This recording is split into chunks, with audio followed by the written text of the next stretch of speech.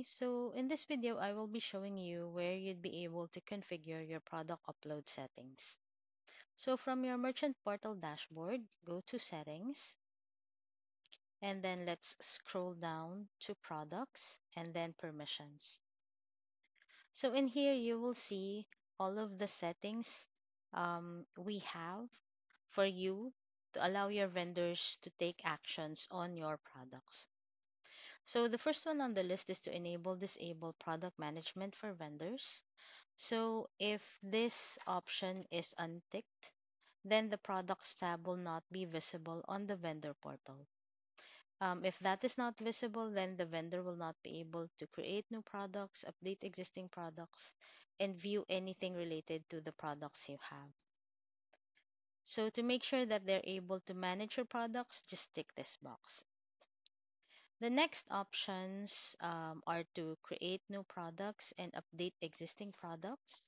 So if you tick these options, then your vendors will be able to create new products for you and update existing products.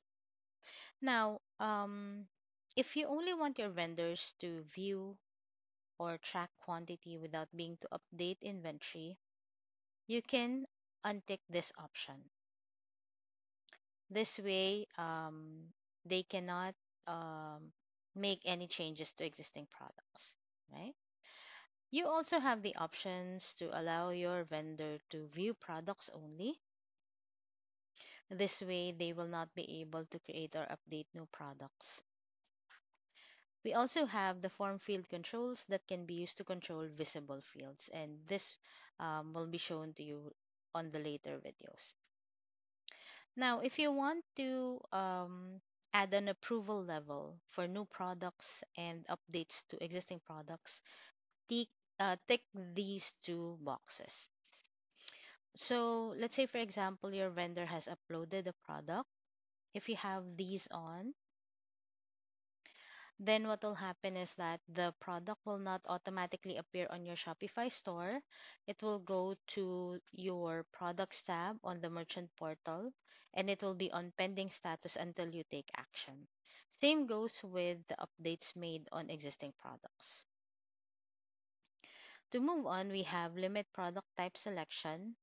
So your vendors will only be able to select the product types listed when creating or updating a product. So you have the drop down arrow here to choose on particular product types. But then if you want them to manually type whatever product type it'll be for the product they uploaded, you can just untick this option. Same goes for the product tag selection. So you can choose from this drop down option as well. But then if you want them to just manually type or choose whatever product tag that'll be, you can untick this option. Next, we have the publish to field. This shows you where your products will be published um, to uh, to the selected Shopify channel by default. So in here, you have these options. So you can choose whether the products will appear on your online store, on your POS, and so on. The request change reminder field allows you to be notified of pending product requests like the updates, the new creations, and if there's deletion, and it will be sent to your set email address twice a day. So you can this your email address will appear on this field.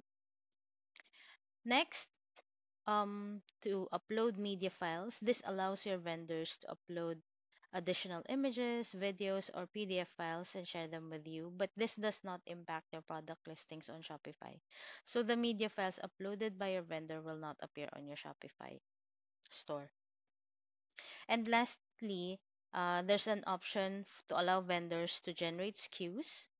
And you can also auto-generate SKUs by adding a prefix and a length. So it will automatically generate your SKUs.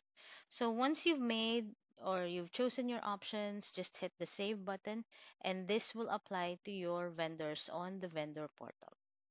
I hope this helps. You have a great day.